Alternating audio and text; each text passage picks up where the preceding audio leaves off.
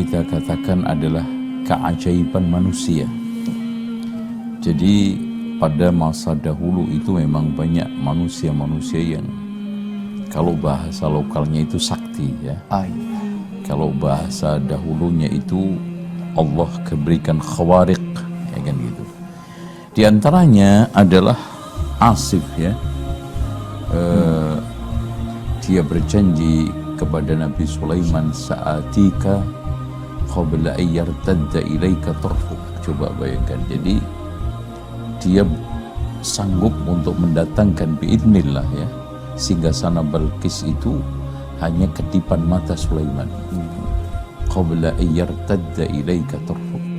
Walaupun ayat ini dikatakan oleh sebagian sahabat, diantaranya adalah Abdullah ibnu Mas'ud, ini ayat untuk Nabi Khidir, bukan Asif. Oh gitu. Ya, taib.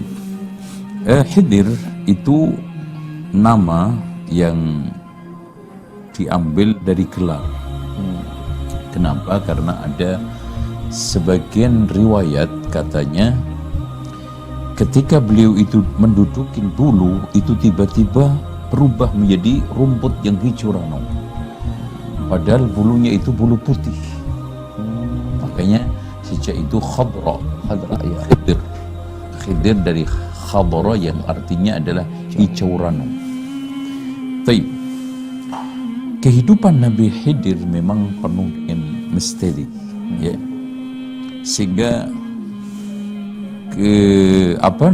khawariq atau kesaktian beliau atau kehebatan kelebihan beliau itu diakui oleh hampir semua agama langit. Bahkan dari kalangan Yahudi juga ada yang mengkultuskan. Nasrani juga yang mereka sebut churches ya. Terus kemudian dari kalangan Drus Syiah itu kan ada pecah menjadi banyak sekali, di antaranya adalah Syiah Drus itu juga mengagungkan Khidir ini gitu ya. Nah, sampai misteriusnya itu terjadi polemik yang cukup krusial di antara kaum awam ya, bahwa meyakini Nabi Khidir itu sampai hari ini adalah hidup. Itu ya. Nah, itu insya Allah nanti kita akan bahas di belakang itu ya. Tapi intinya gini, apakah Nabi Khidir ini atau Khidir ini nabi atau seorang wali? Itu dikatakan oleh para ulama bahwa yang kuat, yang rajih ya, bahwa Nabi Khidir ini adalah seperti yang dikatakan oleh Allah, fawajadna abdan ya min ibadina atainahu rahmatan min indina wa 'allamnahu min ladunna ilma. Jadi abdan, dan bahkan kita tidak temukan di dalam nas-nas yang sahih disebut dia itu seorang nabi. Menurut pendapat yang kuat dia seperti yang dikatakan oleh Allah, fawajadna 'abdan min ibadina atainahu rahmatan min indina wa 'allamnahu min ladunna ilma. Nah, keajaiban beliau itu memang hampir manusia setengah malaikat itu kan gitu ya. Coba bisa datang begitu aja, pergi begitu saja, menghilang begitu saja. Coba tiba-tiba ditemukan oleh Nabi Musa alaihissalam nanti di suatu sokhroh, itu suatu batu besar kan gitu ya, terlentang ya. Adapun seorang yang mengatakan Nabi Khidir itu masih hidup, rata-rata adalah kaum awam yang didukung dengan riwayat-riwayat yang dhaifah. Adapun para ulama, apalagi mereka-mereka yang sekarang ini ulama yang kapabel, ulama yang diakui kredibilitasnya, mereka sepakat Nabi Khidir itu adalah mati.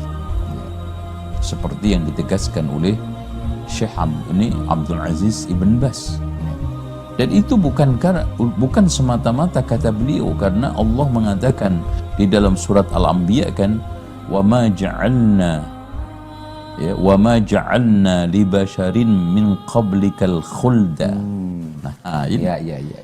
Jadi wa ma ja'alna li basharin min qablikal khulda afa im mitta fahumul khalidun. La yumkin. Jadi kami tidak menjadikan seorang manusia manapun itu kekekalan. Dan ini juga sejalan dengan firman Allah, kullu man 'alaiha fan. Jadi kefanaan seluruh manusia ini menimpa termasuk juga Khidir. Walaupun ada yang bersikekeh tetap bahwa ada manusia-manusia yang dihidupkan oleh Allah karena menyentuh atau meminum ma'ul hayah katanya kan gitu, air kehidupan. Kalau ini mirip-mirip nanti kayak model pewayangan kan, ada Tirtomoyo kan gitu. Iya. Kan gitu. Itu atau Tirtonadi. Kalau nadi itu kan satu air yang menjadi urat dan sumber kehidupan. Ya, kan gitu. Nah, di antaranya adalah 2 di bumi, 2 di langit. Itu. Ini pendapat ya. 2 di bumi siapa? Khidir sama Ilyas. Nanti kita akan bahas sepaket. Jadi habis ini kita akan bahas insyaallah kehidupan Qarun pada zaman Nabi Musa alaihissalam. Ya. Karena kita khususkan karena dia ini adalah sosok materialistis ya. Sosok pengusaha yang berhasil tetapi gagal secara akhirat. Ya. Seorang pengusaha yang mungkin kaya raya, serba ada, tetapi miskin hati, miskin iman. Nanti kita akan bahas itu. Nah, menarik sekali tentang. Ya, jadi 2 di langit itu Nabi Isa sama Idris, ya kan gitu. 2 di bumi Nabi Khidir sama Ilyas. Itu pendapat. Tetapi tadi lagi ditekankan oleh para ulama, bahkan ini adalah kesepakatan ulama kaum muslimin bahwa mereka semuanya adalah meninggal dunia, termasuk Khidir, termasuk Ilyas, termasuk yang lainnya.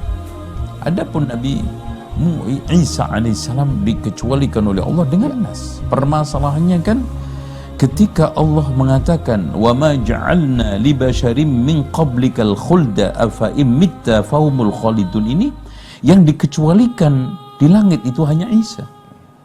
Allah enggak mengecualikan secara nas Nabi Idris. Allah tidak mengecualikan secara nas di dalam Quran atau di dalam sunnah Nabi Khidir dan juga Ilyas. Nah, sementara di dalam perkara-perkara ini adalah perkara gaib. Jadi kita tidak bisa berbicara kecuali dengan nas, begitu ya. Wallahu a'lam bishawab. Ya, ini menarik sekali Ustaz. Bahwa Nabi Khidir memang hingga saat ini ya secara nas tadi seperti Ustaz katakan memang tidak ada yang menjelaskan bahwa beliau masih hidup, tapi banyak sekali di kalangan masyarakat yang meyakini itu masih hidup. Bahkan ada yang mengada-ngada mungkin barangkali ya bermimpi bertemu Khidir apa segala macam gitu. Nah kemudian mungkin pertanyaan selanjutnya begini Ustaz. Ini lebih dulu mana fase antara Nabi Musa dengan Nabi Khidir kah, dengan antara Nabi Musa bertemu dengan Fir'aun nih Ustaz? Ini yang barangkali banyak pertanyaan dari jamaah juga nih kan. Fase Nabi Musa ini terkenal sekali memang berhadapan dengan Fir'aun, dan dengan yang bertemu dengan Nabi Khidir tidak kalah dahsyatnya ini karena ada kisah khusus dalam Al-Quran nih Ustaz, kalau nggak salah surat Al-Kahfi itu di ayat khususnya 60 sampai 80 itu 82 itu berceritakan khusus nih pertemuan Nabi Musa dengan Nabi Khidir. Nah itu antara fase bertemu dengan Nabi Khidir atau dengan Fir'aun ini bagaimana jarak waktunya Ustaz? Otomatis bahwa pertemuan beliau dengan Fir'aun itu lebih dahulu. dakwah beliau kepada Fir'aun itu kan dua fase. Fase sebelum nikah. Nah, fase setelah menikah. Itu jadi bahkan setelah beliau menikah dan menghabiskan pembayaran mahar yang 8 tahun tambah 2 tahun 10 tahun, dia akhirnya diangkat oleh Allah Subhanahu wa taala, idhhab ila fir'auna innahu tagha. Dan itu fi wadi bi Tuwa ya, di Turi Saina kan gitu. Nah, begitu juga makanya ketika itu yang menemani itu Harun. Dan ini juga sudah tidak Harun lagi, Yusha' bin Nun kan gitu. Karena pada saat ini pertemuan Nabi Musa dengan Khidir ini, Nabi Harun itu sudah wafat. Oh, sudah wafat. Ya. Dan Nabi Harun itu adalah kakak yang beda ibu yang memang lebih tua, ya gitu. Makanya beda bapak ya bena umma. Jadi satu ibu beda bapak gitu, ya bena umma. Ya, oke.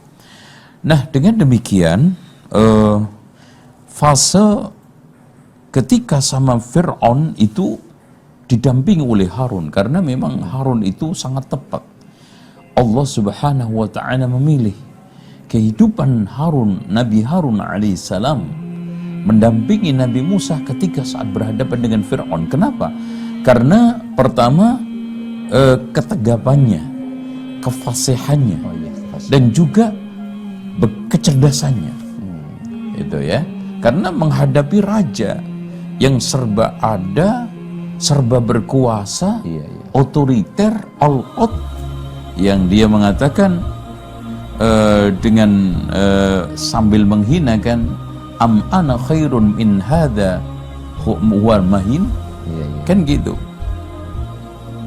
Nah, makanya ketika Rabbi shrah li sadri wa yassir li amri wahlul 'uqdatam min lisani yafqahu qawli, sampai akhir Allah subhanahu, dia minta kepada Allah, waj'alni Harun akhi usdud bihi azri, dan gitu untuk menguatkan, untuk mengokohkan misi yang diemban oleh Fir'aun ini, oleh Nabi Musa untuk menghadapi Fir'aun. Nah, ketika setelah selesai dan Fir'aun sudah tamat, ya, sudah tewas di Laut Merah, maka meninggal dunia Harun alaihissalam. Ini dari sini menunjukkan bahwa Nabi Musa itu memang diangkat menjadi nabi itu di usia muda belia. Dan Allah Subhanahu wa taala juga berikan umur panjang sekali. Coba ketemu nabi berapa itu kan? Iya. Dan ya sama Qarun, sama Ilyas, sama ini Khidir ya. Makanya kenapa sosok ini banyak disebutkan di dalam Al-Quran, supaya kita menjadikan beliau ini umat Nabi Muhammad dan Nabi Muhammad sendiri menjadi ibrah. Makanya Nabi Muhammad SAW ketika dia mendapatkan ujian berat, beliau mengembalikan kepada Allah dengan mengatakan, rahimallahu Musa udhiya aktsara minni fasabar. Subhanallah. Jadi semoga Allah merahmati Nabi Musa yang diuji lebih berat daripada saya, tetap bisa bersama. Jadi Rasulullah sendiri sudah mengakui gitu bahwa Nabi Musa ini ujiannya lebih besar. Makanya penyebutannya, pengisahannya itu sangat banyak sekali. Oke. Jadi kita kembali lagi fase setelahnya, maka yang menjadi pendamping setia adalah Yusha' bin Nun. Nah, Yusha' bin Nun ini disinyalir adalah orang yang masuk Islam dari kalangan Imlaq, Amalik, yaitu satu bangsa yang awalnya itu tinggal di Palestina, yang kemudian Allah Musa bersama ketika itu Harun dan juga Bani Israel untuk memerangi mereka. Tetapi kan mereka nggak mau dengan mengatakan idhab anta wa rabbuka faqatila inna hahuna qa'idun. Itu. Nah, itu di antara bangsa Imlaq itu ada yang masuk Islam, di antaranya adalah Yusha' bin Nun. Yang selanjutnya yang katanya fadakhala rajulani itu masuk dua orang untuk mengalahkan orang-orang yang Jabbarin itu. Iya. Salah satunya itu ya Yusha bin Nun Iya, itu. Yusha bin Nun itu. Ya. Jadi Nabi Musa alaihissalam itu cuman bertiga. Nabi Musa, Nabi Harun, kemudian akhirnya Yusha bin Nun itu ya. Walaupun ada yang mengatakan Nabi Harun meninggal dunia. Iya. Ya, yang dua itu maksudnya Nabi Musa sama Yusha bin Nun tok. Iya. Itu dia yang sanggup menghadapi. Ya, dengan cara apa? Wallahu a'lam bishawab.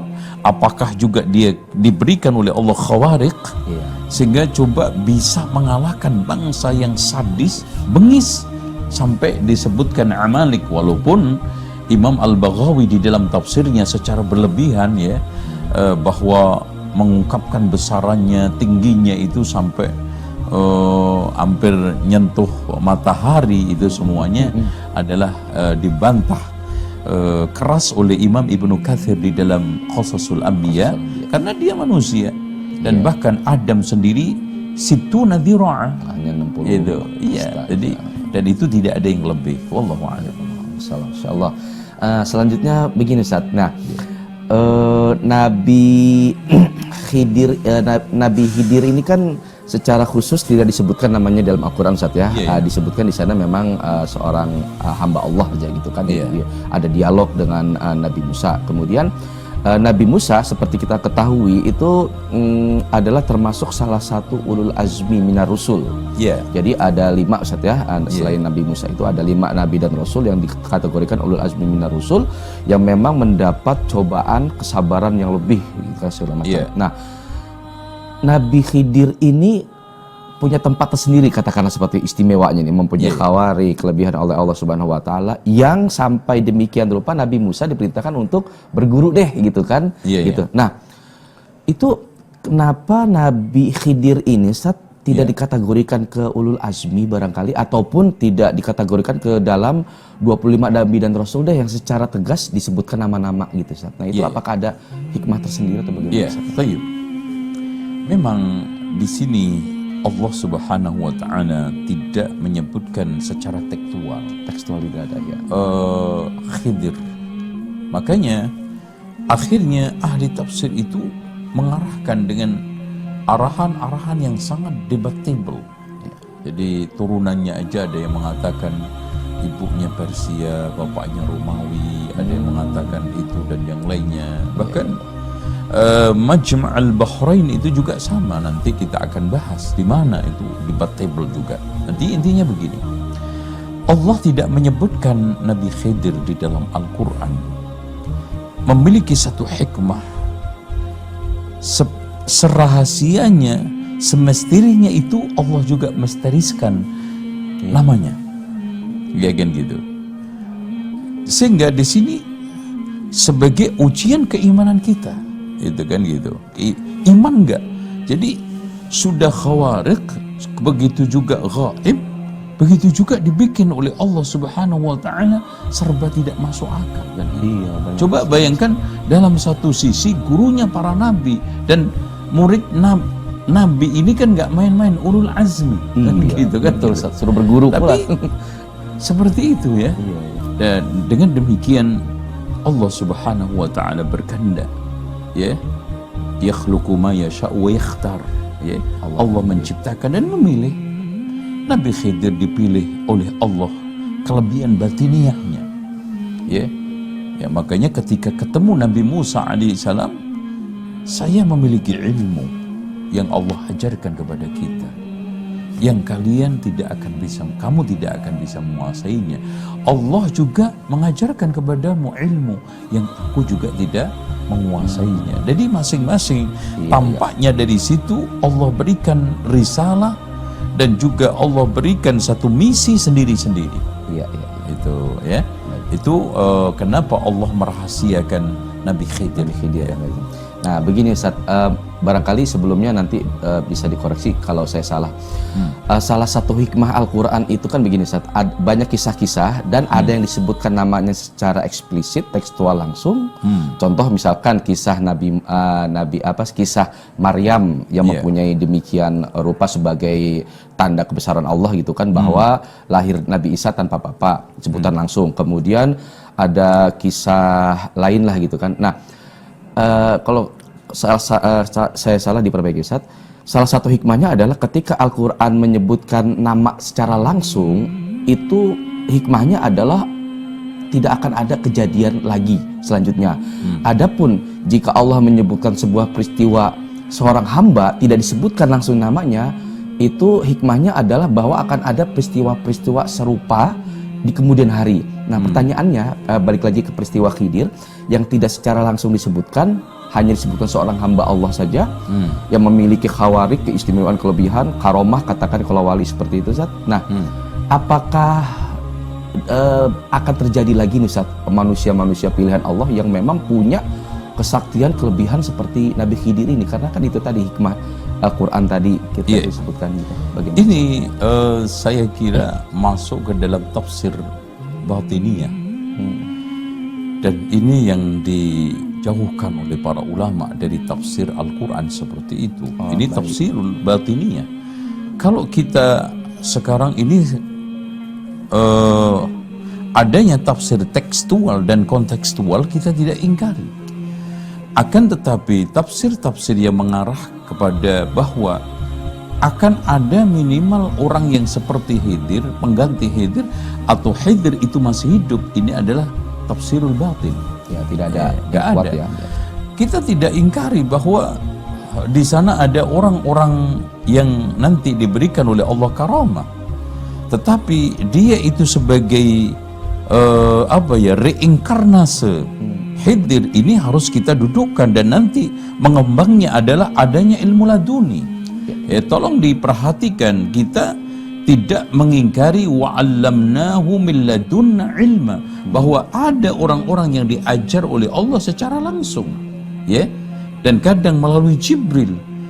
Tapi itu kan orang-orang khusus Ya, pilihan Allah. dan lebih banyak kepada Nabi dan juga Rasul, dan kepada orang-orang pilihan, orang-orang yang bertakwa. Makanya Allah katakan wattaqullaha wa yu'allimukumullah, kan gitu.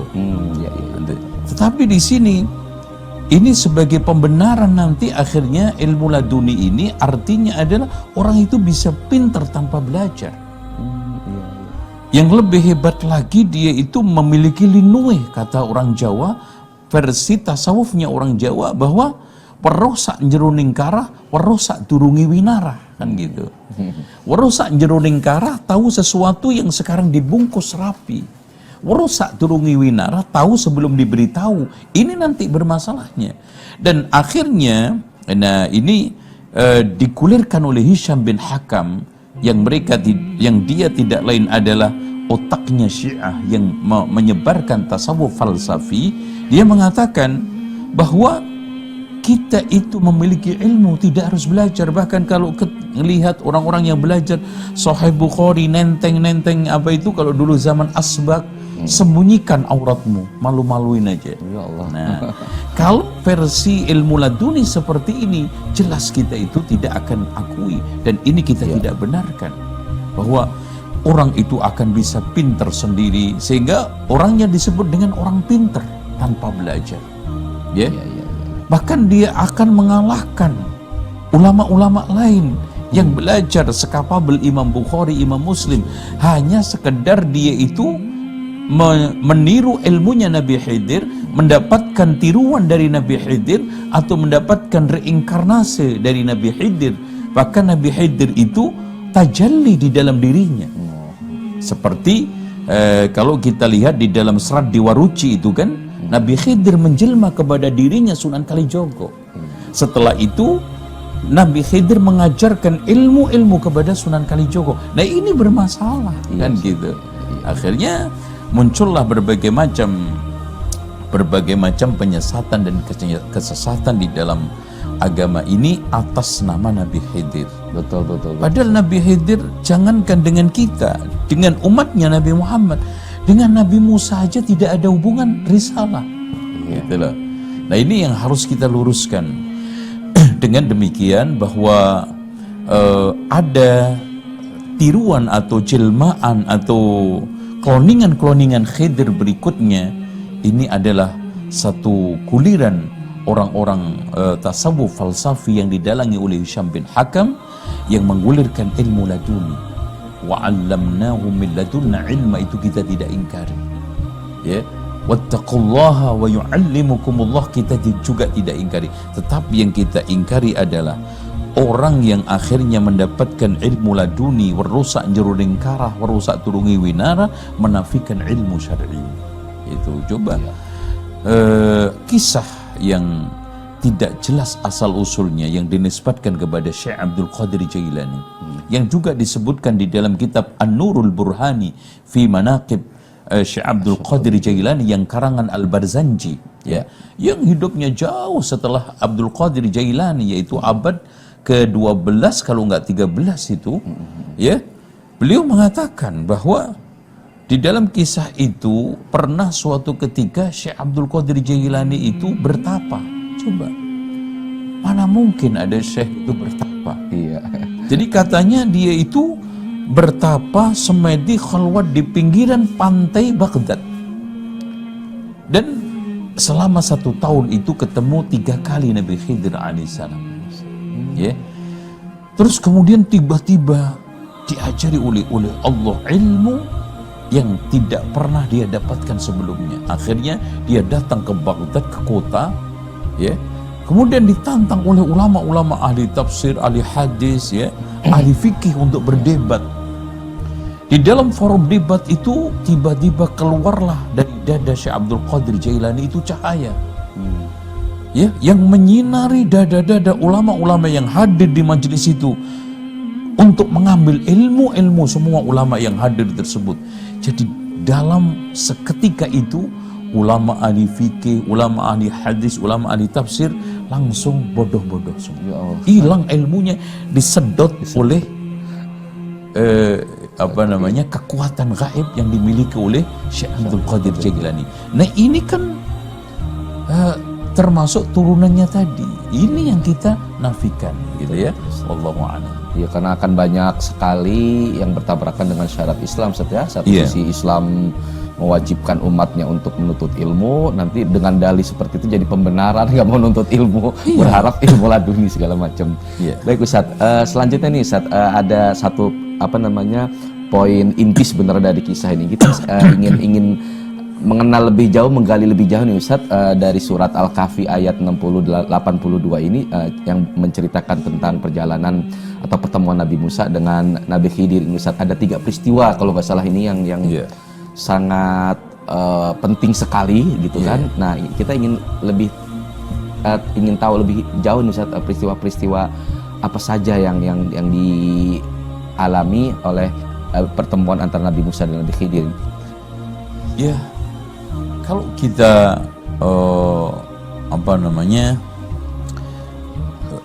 mencoba untuk menelisih, ya, kenapa atau asbabul wurudnya sampai ada pertemuan Nabi Musa dengan Nabi Khidir, itu ada riwayat yang diturunkan di dalam beberapa kitab para ulama. Di antaranya adalah Qasasul Anbiya, dan juga di dalam tafsir-tafsir, di antaranya Al-Baghawi, Ma'alimut Tanzil, Imam At-Tabari di dalam Jami'ul Bayan, dan juga ulama lainnya, bahwa ceritanya ketika itu Nabi Musa berkhutbah. Ketika dia berceramah, ya artinya memberikan suatu kajian, pencerahan. Ditanya oleh salah seorang dari audien, dari jamaah, ya Nabi Allah Musa alaihissalam, ayyun nasi khair, siapa manusia terbaik di muka bumi ini? Maka Nabi Musa serta-merta mengatakan, ana. Itu saya, nggak ada lagi. Akhirnya ditegur oleh Allah Subhanahu wa ta'ala, jangan begitu Musa, ada orang yang lebih baik daripada antum. Di situ pertanyaan tidak a'lam, tapi khair. Karena sisi-sisi kebaikan yang terbukti kan dimiliki oleh Nabi Khidir, tidak dimiliki oleh Nabi Musa alaihissalam. Di antara innaka lan tastati'a ma'iya sabra. Nah, akhirnya Nabi Musa minta kepada Allah, ya Rabb, dulluni ala hadzal rajul hatta ata'allama minhu. Itu. Tunjukkan. Akhirnya Allah perintahkan untuk membawa bekal, di antaranya ikan. Masya Allah, di sini ada hikmah kenapa thalabul ilmi itu ikan, karena memang sangat bagus, protein, kecerdasan kan gitu. Hikmahnya satu. Kenapa nggak bawa unta kan Iya, gitu? iya. Gitu kan.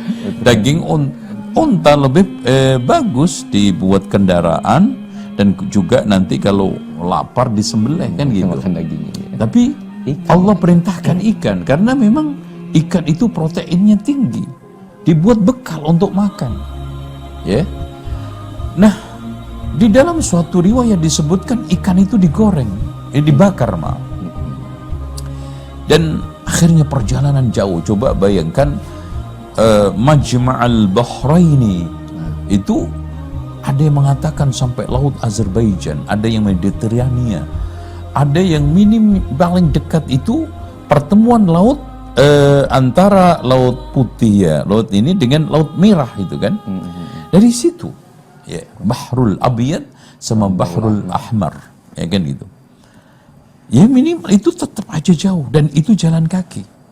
Dan subhanallah, saking capeknya akhirnya dia istirahat di suatu batu yang sangat besar. Yang itu nanti di situ Hidr ya. Kemudian melanjutkan lagi perjalanan. Ternyata rasa lapar. Wahai Yusha' bin Nun, ya, tolong keluarkan ikannya dari miktal, yaitu wadah.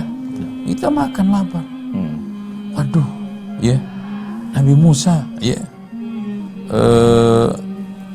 Ini ikan saya hilang. Lupa saya itu menyampaikan ke antum. Fattakhadha sabilahu fil bahri saraba. Kemudian fattakhadha sabilahu fil bahri ajaba. Ya. Saya lupa, saya nggak menyampaikan. Jadi ikan itu ternyata melompat ke laut. Pas waktu di Sokhroh itu. Iya, Sokhroh, yang itu tidak lain adalah di pinggir laut, Pinggir gitu laut kan, kan? gitu, lautan. Di pantai gitu. Nah, di pantai ya. Dan anehnya Nabi Musa itu ikan itu jalan hidup, tapi bekas jalannya itu tidak kembali lagi airnya. Seret, ya. Jadi petunjuk barangkali itu Ustaz ya. Nah, iya, karena menunjukkan nanti tempat batu lain yang di situ ada abdun min ibadina atainahu rahmatan min indana tadi. Jadi anehnya sampai Nabi Musa alaihissalam kembali lagi, itu bekas jalannya ikan itu masih ada. Sampai sono loh, kok ada orang? Akhirnya diikutin. Ya, akhirnya diikuti. Gitu. Dan mungkin ya, wallahu a'lam bishawab, karena itu batu di tengah laut. Disitulah Nabi Musa sama Yusha kemungkinan lewat jalan.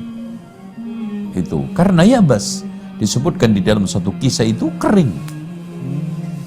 Itu makanya nanti plesetannya kan, kalau wali itu bisa jalan di atas air kan gitu, bisa terbang di luar angkasa. Makanya Imam Syafi'i mengatakan kan, ketika mendapatkan kabar dari salah satu muridnya yang mendengarkan ceramahnya Imam Al-Laits, sahabatnya Imam Asy-Syafi'i, jangan percaya kewalian seseorang meskipun dia bisa terbang di luar angkasa, kata Laits. Kata Imam Asy-Syafi'i, nimpalinya kurang, masih kurang lengkap. Hatta walaupun dia itu jalan di atas air, terbang di luar angkasa, jangan percaya kewalian seseorang sebelum kamu cocokkan perbuatannya, ucapannya, amaliyah, ibadahnya dengan Al-Quran dan Sunnah. Karena itulah tamasuknya Imam Asy-Syafi'i, keyakinan Imam Syafi'i, sampai dengan madhabnya sendiri, pendapatnya sendiri mengatakan kan, in sahhal hadisu fahuwa madhabi.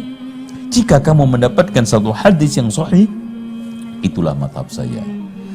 Nah, seperti itu ya, wallah. Nah, pertemuan itu akhirnya dia mengatakan, Nabi Khidir, saya ingin belajar Ya, dikisahkan oleh Allah panjang sekali di sini.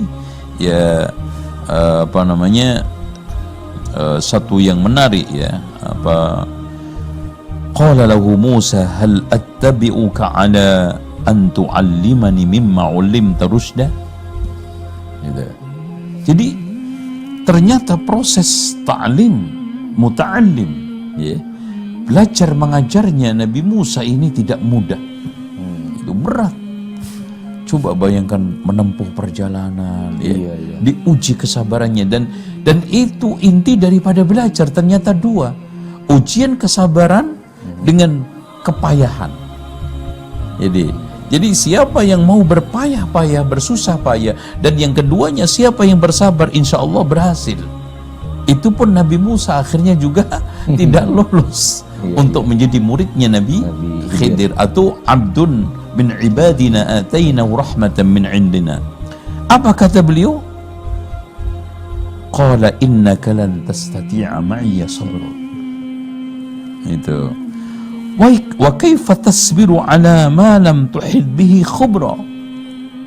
Ini memberikan satu isyarat bahwa apa yang diperbuat oleh Nabi Musa alaihissalam itu penuh oleh Nabi Khidir ini semuanya adalah atas informasi dari Allah Subhanahu wa taala, khubra. Semua yang diperbuat oleh Nabi Musa alaihissalam, Nabi Khidir alaihissalam adalah datang dari Allah Subhanahu wa taala, bagian daripada perkara gaib, ya, yang diajarkan kepada orang-orang illa liman irtadha min rasuli. Nah, ini juga diantaranya dalil orang yang mengatakan Khidir itu nabi, karena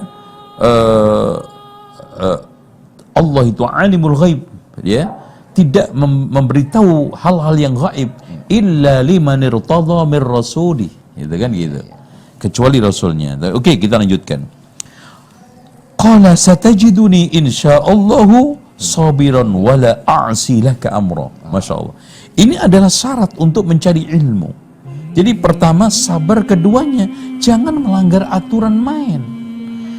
Karena guru itu membuat aturan main bukan main-main, kan, gitu. Sekolah membuat aturan main itu demi kemaslahatan pembelajaran, untuk lebih berakselerasi, untuk meningkatkan pengalaman pembelajaran, seperti yang dilakukan oleh Nabi Khidir ini, kan, gitu, ya. Qala fa in ittaba'tani fala tas'alni, subhanallah, an syai'in hatta uhditha laka amra, subhanallah. Jadi ini lebih dahsyat lagi. Kenapa? Karena aturan main yang dibuat oleh Nabi Khidir nggak boleh banyak bertanya, gitu kan, gitu. Udah diam aja. Karena apa? Karena Nabi Khidir juga tidak bisa berbuat banyak. Apa yang dilakukan itu atas informasi dari langit. Sehingga saya aja nggak bisa protes itu loh. Kamu kok protes itu kan, gitu. Akhirnya Nabi Khidir memberikan satu cuklak, ya. Pokoknya fa in ittaba'tani fala tas'alni an syai'in hatta uhditha laka amra. Qala fantalaqa hatta idza rakiba fi as-safinati kharaqaha qala kharaqtaha litughriqa ahlaha laqad ji'ta syai'an imra. Masya Allah. Jadi ini kan naik kapal perahu, kayaknya ini tempat lautan ini banyak lalu lalang, ya. Entah itu transportasi atau mereka-mereka yang memang nelayan, kan, gitu. Tapi tampaknya sih nelayan itu, kan, gitu. Kayak perkampungan nelayan gitu lah. Iya. Nah, ketika itu ada perahu yang masih baru tapi miliknya orang miskin. Nah, ini juga menjadi dalil para ulama bahwa perbedaan miskin dengan fakir itu mana yang lebih berat? Ya fakir, miskin aja punya kapal, kan, gitu. Nah, itu, ya. Walaupun kata ulama yang mengatakan bahwa miskin lebih berat daripada fakir, au miskinan dha matraba. Miskin itu hanya punya tanah yang dibuat untuk ganjel perutnya, kan, gitu. Oke, kita lanjut, ya. Akhirnya gimana Nabi Khidir? Kok dirusak kan gitu. Apa namanya?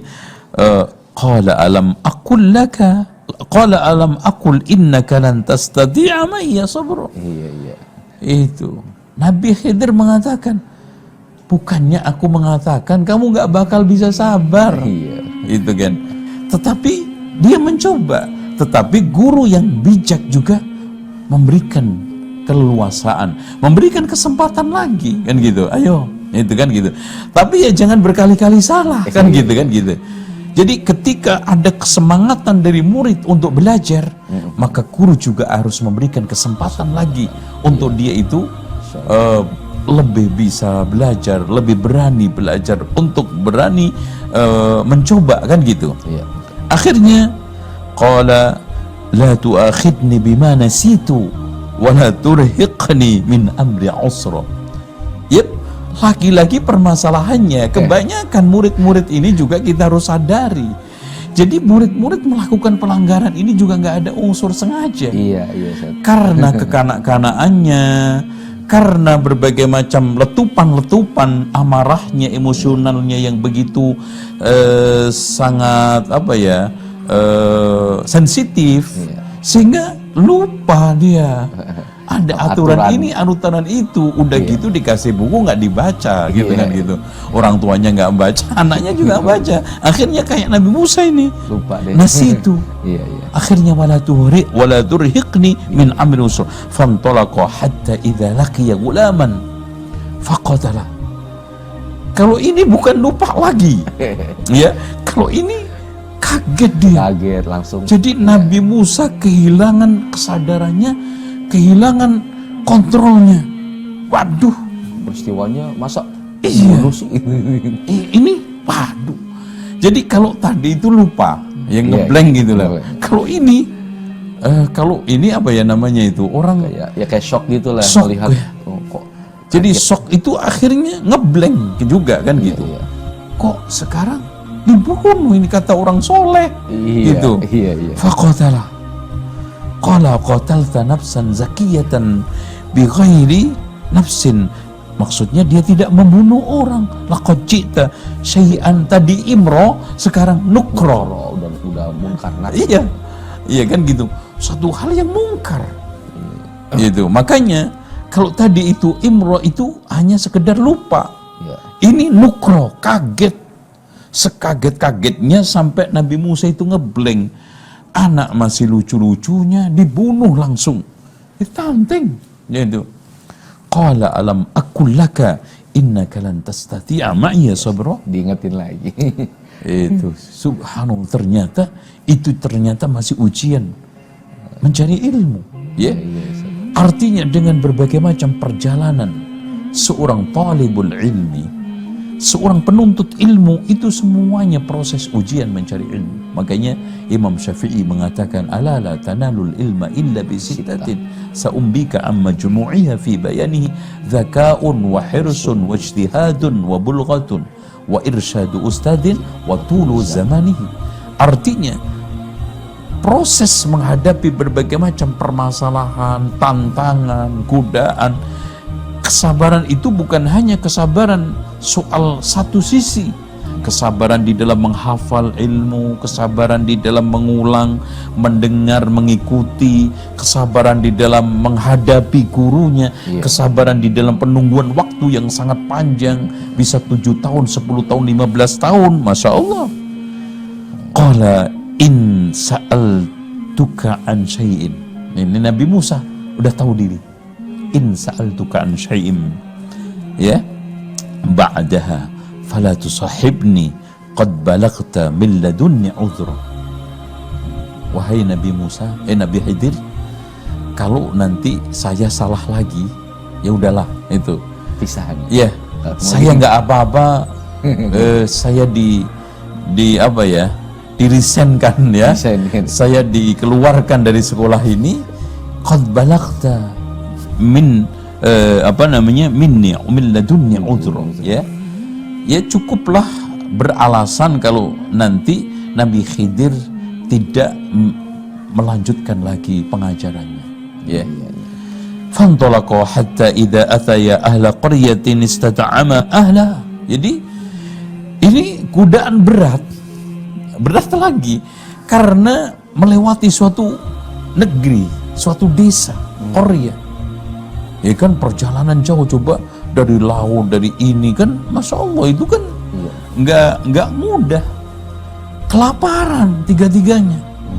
Ini Yusha bin Nun nampaknya juga diam aja ini ya, karena dia hanya membantu dan juga sambil mengambil ilmu.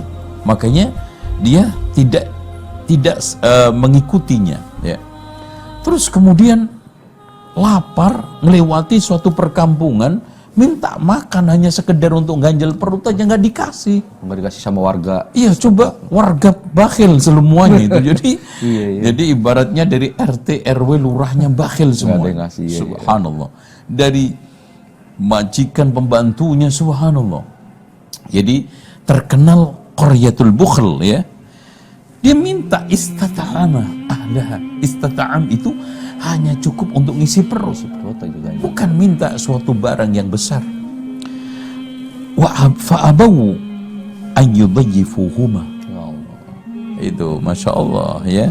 Fawajada fiha jidaran yuridu an yanqadha fa'aqama. Aduh, Nabi ini Musa, kita capek nih duduk. Jadi nggak dikasih makan, duduk capek. Di sampingnya ada tembok yang rubuh. Musa, ayo kita ini angkat ini tembok jidar ini yang roboh. Ini nanti biar bagus lagi lah. Ya, perbaiki itu. Nah, akhirnya qala law syi'ta lattakhadta 'alaihi ajra. Kalau seandainya Nabi Khidir minta upah gimana? Subhanallah. Qala hadza firaqu baini wa bainik. Sa'unabbiuka bi ta'wili ma lam tastati' alaihi sabra. Subhanallah ya. Jadi di sini takwil maksudnya sangat dalam. Takwil itu seperti takwil mimpi. Ada satu pelajaran kebenaran, kebaikan di tengah peristiwa itu, takwil. Makanya disebut tafsir Quran itu juga takwil, karena di sana ada kebenaran, kebaikan di tengah tafsir ayat-ayat Al-Quran itu. Tidak angger takwil yang maknanya adalah sarfu dhahirul lafaz ila makna, kepada suatu makna bi ghairi dalil. Kalau sekarang sarfu al-lafz ila ghairi makna bi ghairi dalil, itu namanya takwil yang fasid. Jadi memalingkan satu lafaz kepada makna yang lainnya tanpa suatu dalil, itu takwil bukan yang dimaksudkan di sini. Di sini takwil yang benar, apalagi ini adalah mendapatkan wahyu dari Allah Subhanahu wa taala. Nah, akhirnya dijelaskan kepada beliau bahwa yang tadi perahu tadi itu, gini Musa, tidak saya rusak semua kan. Saya rusak beberapa bagian, nanti kelihatan dari jauh itu kapal itu gak bagus. Karena kalau bagus dirampas sama pencoleng-pencoleng ya, sama perompak-perompak yang itu ternyata adalah gengnya raja. Diambil semua nanti. Makanya saya rusak ini karena kasihan ini orang miskin yang ini satu-satunya andalan untuk cari maisha. Oh begitu. Adapun yang kedua, Musa tadi itu saya membunuh anak gulam. Ya, memang gulam itu kan anak-anak mumayyiz ya. Lagi lucu-lucunya kan gitu. Ini adalah kafir nanti. Kalau suatu ketika nanti besar menyebabkan kedua orang tuanya ini kafir. Nanti Allah akan ganti, subhanallah. Akhirnya orang ini melahirkan anak perempuan yang dikawin oleh seorang nabi yang melahirkan nabi-nabi. Subhanallah, apa hikmah yang dibalik. Terus kemudian adapun tembok ini nanti kalau kita Musa dan Nabi Khidir alaihi wassalam.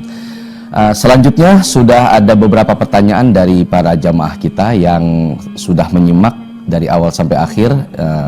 Kita langsung saja kepada pertanyaan-pertanyaan. Begini Ustaz, ada pertanyaan dari salah satu jamaah kita, namanya Ibnu di Bekasi Timur. Assalamualaikum Pak Ustadz, apakah Nabi Isa juga masih hidup lalu akan turun di akhir zaman? Kalau Nabi Isa turun di akhir zaman berarti masih ada Nabi setelah Nabi Muhammad dong. Bagaimana dengan dalil di Al-Quran yang mengatakan Nabi Muhammad menutup para Nabi dan Rasul? Nabi Isa. Ya, kita harus yakin, seyakin-yakinnya bahwa Nabi Musa itu masih hidup di atas langit. Nabi Isa. Nabi Isa. Nabi Isa itu masih hidup di atas langit. Ya. Karena Allah berfirman, "Wa ma qataluhu wa ma salabuhu walakin syubbiha lahu." Terus akhirnya barrafa'ahu Allahu ilaih. Nah, dalil yang kedua bahwa Nabi Isa alaihissalam ini masih hidup dan bahkan akan turun. Allah Subhanahu wa taala mengatakan, wa im min ahlil kitabi illa la yu'minan nabihi idza qabla mautih, ya. Jadi tidaklah ada satu ahli kitab pun melainkan dia itu beriman semua. Pertanyaannya, itu terjadi kapan? Masa lalu? Tidak. Bahkan Nabi Isa dikejar-kejar. Banyak orang-orang ahlul kitab yang kufur kepada ajarannya Nabi Isa, kan gitu. Berarti wa im min ahlil kitabi illa la yu'minan nabihi. Itu maksudnya adalah setelah turun menjelang kiamat nanti, seluruh seluruh umat yang hidup setelah Nabi Muhammad diutus dari kalangan ahlul kitab itu beriman semua kepada Nabi Isa. Taib. Nah, konteksnya sekarang yang menjadi pertanyaan, Nabi Isa itu diturunkan oleh Allah di akhir zaman nanti menjadi tanda-tanda kiamat yang 10 besar itu, konteksnya menjadi nabi atau apa? Maka dijawab oleh Nabi Muhammad sendiri bahwa yanzilu Isa bin Maryam hakaman adla. Itu. Jadi turunnya Nabi Isa nanti di akhir zaman itu konteksnya bukan seorang nabi, tapi hakaman adla. Bahkan disebutkan di dalam satu riwayat Rasulullah mengatakan yahkumu bi syari'ati Muhammad. Itu. Jadi hakim, ya, pemutus, penengah, dan juga sekaligus dai yang adil. Bahkan dia juga pemimpin umat.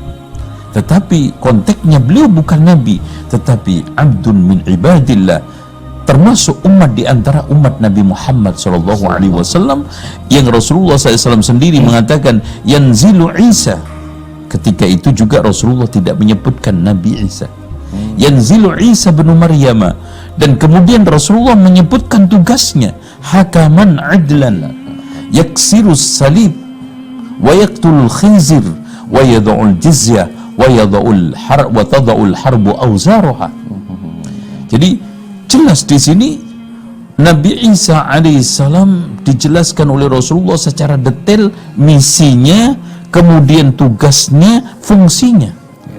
Hakaman adla, memecah salib, membunuh babi, dan meletakkan pajak, serta menghentikan peperangan. Karena ketika itu terjadi peperangan yang sangat dahsyat, ya.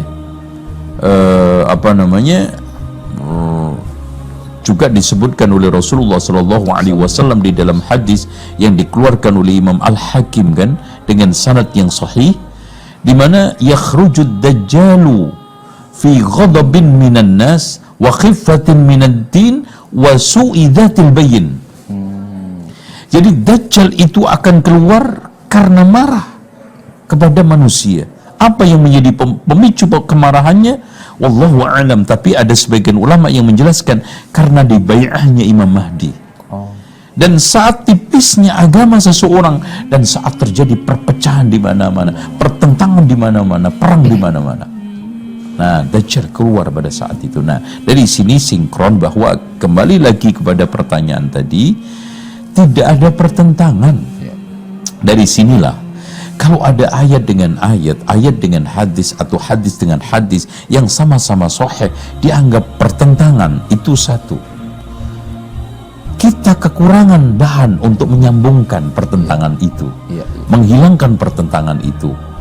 Atau memang salah satunya ada yang dinasakh, atau yakinlah salah satu yang dipertentangkan itu adalah dhaif atau lemah. Dengan demikian tidak ada pertentangan, tetap surat Al-Ahzab itu benar apa yang dikatakan oleh Allah, maka Muhammadun aba ahadim berrijalikum walakin Rasulullah wa khataman nabiyyin. Dan Rasulullah sendiri mengatakan, ana khatamun nabiyyin la nabiyya ba'di. Dan Nabi Isa turun konteksnya adalah hakaman adla, menjadi hakim yang adil, bahkan keadilan itu diperoleh karena yahkumu bi syariati Muhammadin sallallahu alaihi wasallam, menghukumi syariat Muhammad. Wallahu Masya Allah, berarti udah jelas sekali Ustaz ya, Nabi Isa datang bukan sebagai nabi baru gitu. Iya, karena ada subhat itu sehingga dia tidak mau mempercayai Nabi Muhammad lagi gitu kan. Betul. Ya. Ya, selanjutnya Ustaz ada pertanyaan lagi nih, bahwa di tengah-tengah masyarakat kita itu dikenal ada salawat khidir gitu kan, dan lain-lain barangkali menjawabkan. Nah itu apakah itu benar ada dalam syariat Islam atau bagaimana Ustaz? Ya, intinya doa-doa yang dinisbatkan kepada Nabi Khidir dan juga zikir Khidir, itu semuanya adalah tidak ada landasannya, dhaif, ya. Seperti juga ada satu doa yang dinisbatkan kepada Nabi Khidir, katanya ini adalah doa Nabi Khidir yang ada di dalam kitab hadis, itu dikatakan oleh para ulama juga dhaif sanadnya gitu kan. Dengan demikian apapun yang dinisbatkan zikir Nabi Khidir, doa Nabi Khidir itu adalah tidak benar, ya. Di antaranya adalah di dalam kitab As-Sakhawi, ya, itu hadisnya adalah dhaif. Baik, selanjutnya Ustaz, dikatakan bahwa Nabi Musa seorang nabi adalah maksum atau terbebas dari dosa. Bagaimana dengan peristiwa melanggarnya Nabi Musa terhadap janji yang sudah disepakati sebelumnya oleh Nabi Khidir tentang tidak boleh bertanya? Nah, bukankah berarti Nabi Musa sudah berbuat dosa melanggar janji? Nah, itu bagaimana menjelaskannya? Tidak benar kalau Nabi itu tidak pernah berdosa. Baik. Nabi Adam itu berdosa melanggar perintah Allah Subhanahu wa taala. Itu kan. Nabi Musa membunuh. Kan gitu. Dan bahkan jadi kalau mempersoalkan ini, Nabi Musa alaihissalam melakukan yang lebih berat lagi. Jadi yang dimaksudkan maksum terjaga adalah dia tidak akan mungkin dibiarkan oleh Allah berlama-lama, dibiarkan oleh Allah bersama dosanya. Makanya kalau sekarang Nabi itu tidak mungkin berdosa, kata Syekhul Islam Ibn Taimiyah, maka Adam tidak memanjatkan kepada Allah, Rabbana zalamna anfusana wa illam taghfir lana wa tarhamna lanakunanna minal khasirin. Nabi Yunus tidak akan memanjatkan firman Allah, la ilaha illa anta subhanaka inni kuntu minadh dhalimin. Dan juga Nabi Muhammad ketika hampir-hampir akhir hayatnya banyak membaca istighfar sebagai implementasi dari perintah Allah, idza jaa nasrullahi wal fath wa ra'aitan nasa yadkhuluna fi dinillahi afwaja fasabbih bihamdi rabbika wastaghfir innahu kana tawwaba. Ya, Allahu a'lam. Nah, lanjut ke tadi yang diceritakan oleh Ustaz bahwa memang Nabi Musa pernah membunuh seperti itu. Nah, kemudian balik ke cerita tadi yang diceritakan oleh Ustadz yang ada 3 peristiwa, salah satunya Nabi Khidir membunuh gulaman, seorang anak kecil. Nah, dalam konteks ini kan Nabi Khidir dengan jelas-jelas sengaja nih membunuh seperti itu, makanya sampai membuat Nabi Musa shock, kaget sekali gitu kan, kok kamu berbuat syai'an nukro gitu kan, sesuatu yang memang betul-betul ini mungkar sekali gitu kan, jahat sekali, kenapa? Nah, pertanyaannya, apakah memang pelajaran apa yang ingin disampaikan oleh Allah Subhanahu wa taala sampai memberikan sebuah ibroh, sebuah peristiwa dengan sengajanya orang soleh atau nabi ini membunuh gitu, dengan peristiwa membunuh ini Ustaz. Padahal kan peristiwa membunuh bi ghairi nafsin, ya, innaka,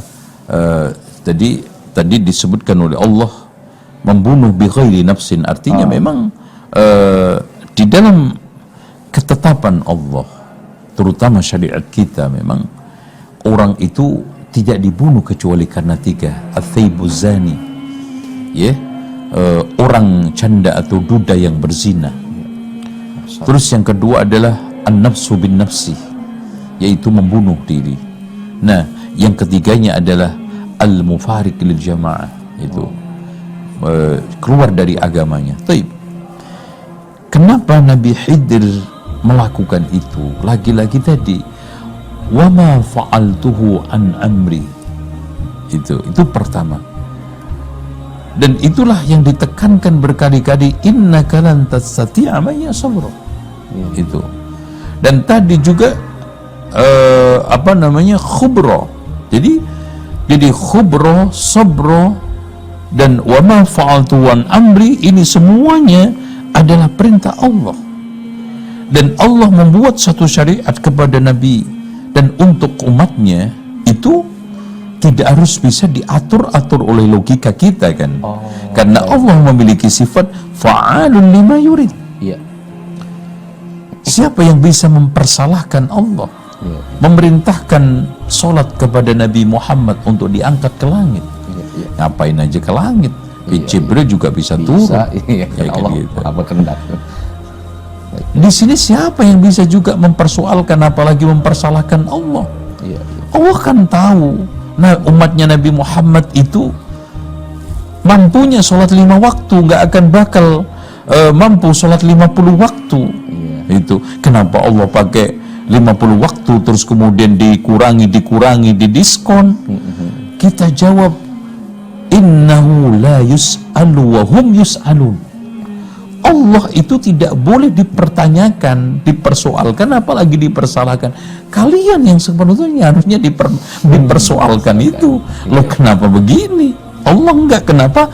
Karena Allah itu memiliki sifat yang mutlak, fa'alun lima yurid. Termasuk juga cara Allah Subhanahu wa ta'ala memberikan pengajaran kepada Nabi Musa untuk menunjukkan kemampuannya Khidir. Dan Allah menetapkan syariatnya Nabi Khidir dengan cara seperti itu. Siapa yang mau protes? Itu kan gitu. Dan juga siapa juga yang bisa protes? Hanya sekedar melanggar unta nyembelih aja Allah azab kaumnya Nabi Soleh kan gitu. Nah, gitu. Hal-hal yang seperti itu harus kita kembalikan closing kepada innahu la yus'alu wa hum yus'alun. Karena apa? Allah memiliki sifat fa'alul lima yurid. Masya Allah, iya betul Ustaz. Berarti ya itu tadi tinggal dari kitanya nih yang di-upgrade pengetahuan, di-upgrade ilmu supaya bisa memahami Ustaz ya, mengambil hikmah Iya, dan subhanallah ya, itu betul-betul memberikan pelajaran juga kepada kita. Ketetapan kita yang ada di pikiran kita itu tidak ada apa-apanya dengan apa yang ditetapkan Allah di balik itu. Makanya ada suatu kisah ya di balik ini, ketika naik perahu itu ada usfur, burung kecil yang minum air. Sebelumnya kan dimukadimai itu oleh Nabi Khidir kan. Nah, wahai Musa, ilmu kita dan ilmu kamu dibanding dengan ilmu Allah tidak lebih daripada air yang diminum oleh burung kecil ini. Ini kan sebagai dasar apa-apa yang dilakukan ini di ilmunya Allah, di pengetahuan Allah itu subhanallah. Lihat, akhirnya orang tua yang anaknya dibunuh ini diberi oleh Allah keturunan yang melahirkan nabi-nabi. Masya Allah. Bandingkan kalau dia akhirnya kufur. Betul orang tuanya. Terus bagaimana maslahat kapal seorang miskin yang mungkin dibalik ini nelayan dia mencari ikan itu ada keluarga-keluarga yang soleh solihah yang mungkin nanti menjadi penyangga umat karena dia juga bisa menjadi nabi. Subhanallah.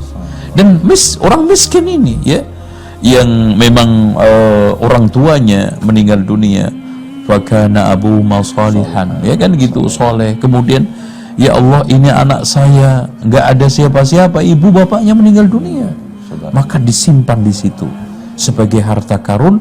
Nanti kalau seandainya anak-anakku besar ini, maka untuk anak-anak saya. Itu ada yang sudah nulis wasiat, ternyata ambruk, fa'aqamahu, kan gitu.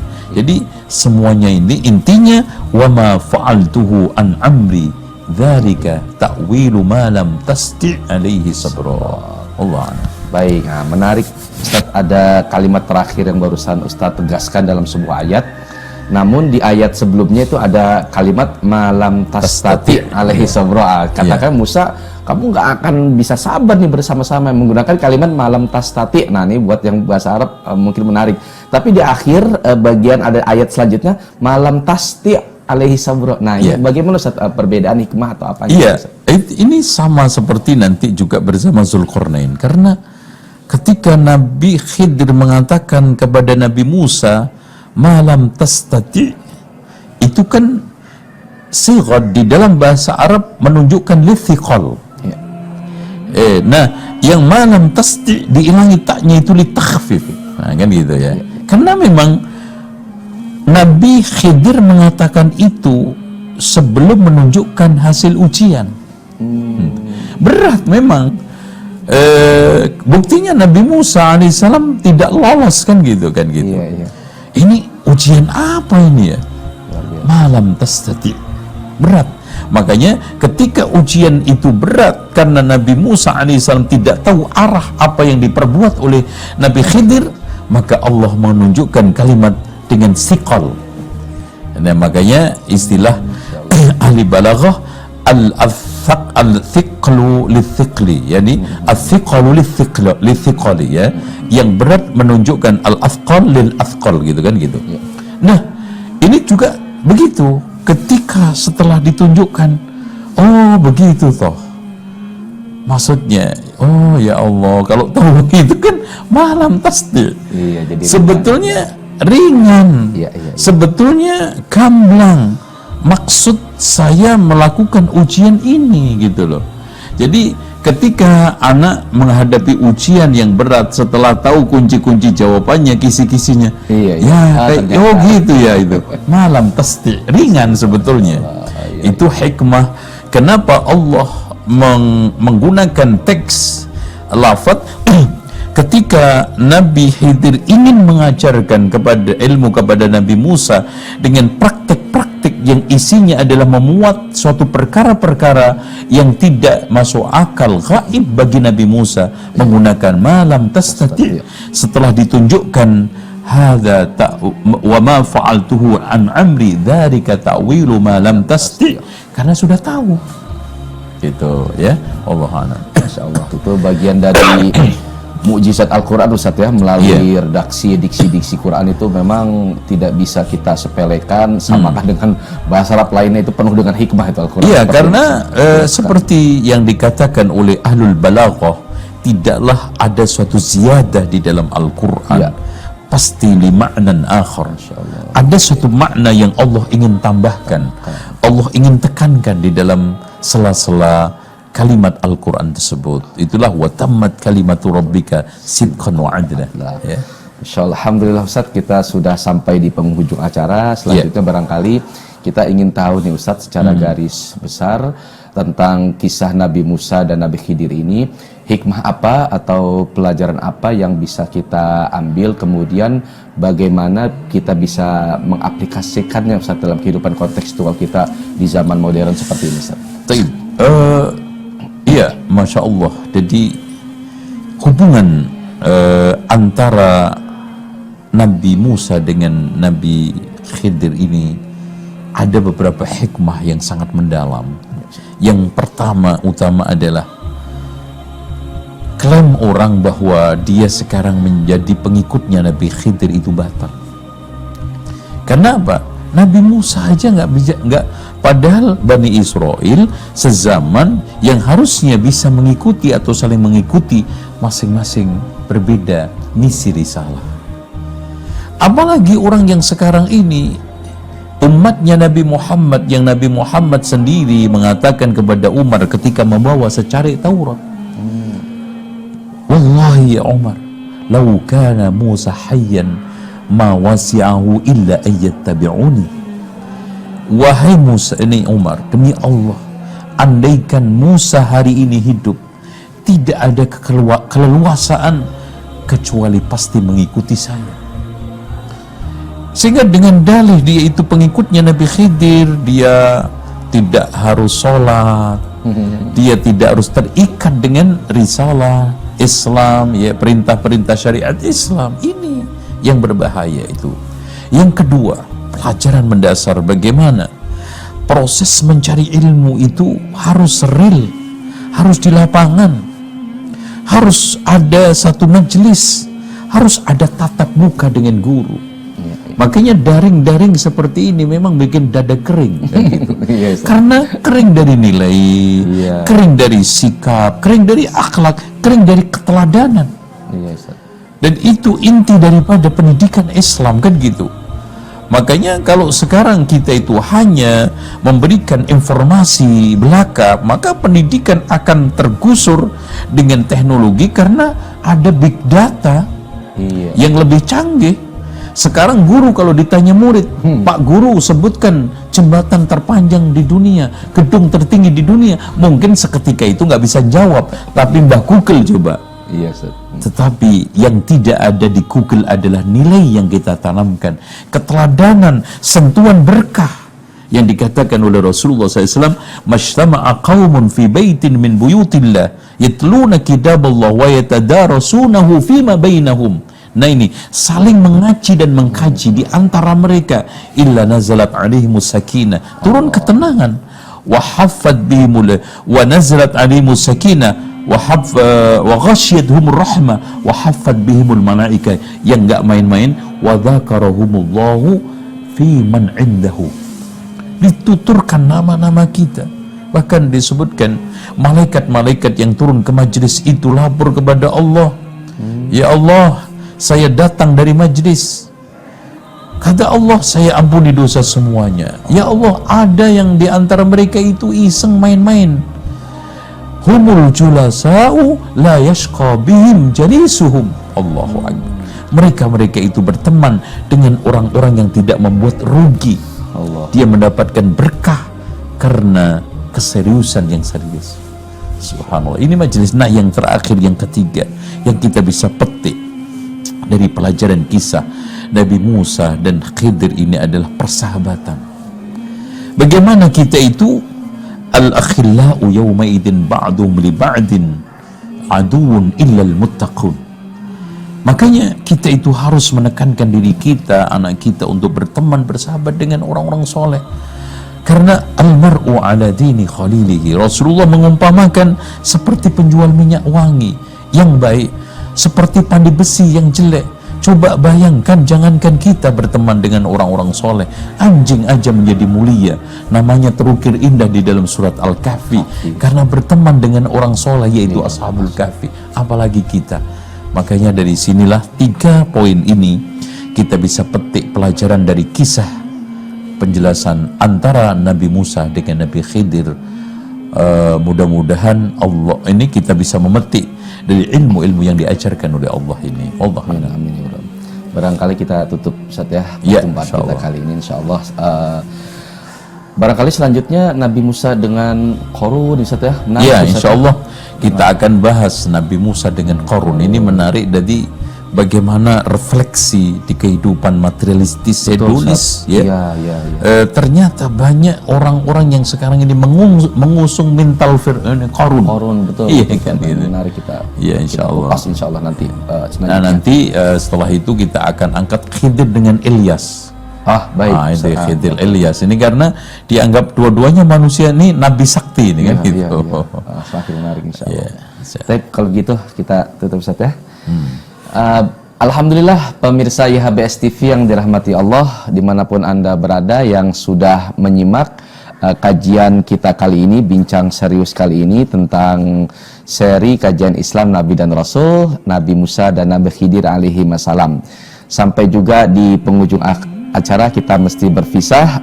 Para jamaah sekalian, insya Allah simak terus kajian ini. Setiap Ahad akan ada bincang serius bersama narasumber kita, Al Ustadz Zainal Abidin LCMM Hafizahullahu Ta'ala. Sampai di sini perjumpaan kita tentang Nabi Musa dan Nabi Khidir alaihi wassalam. Insya Allah kita akan bertemu kembali di Ahad selanjutnya, masih seputar Nabi Musa ya, seperti yang tadi Ustadz katakan, Nabi Musa dengan Qarun, kemudian Nabi Musa dengan Nabi Ilyas dan seterusnya. Baik, kami akhiri dengan doa kafaratul majlis.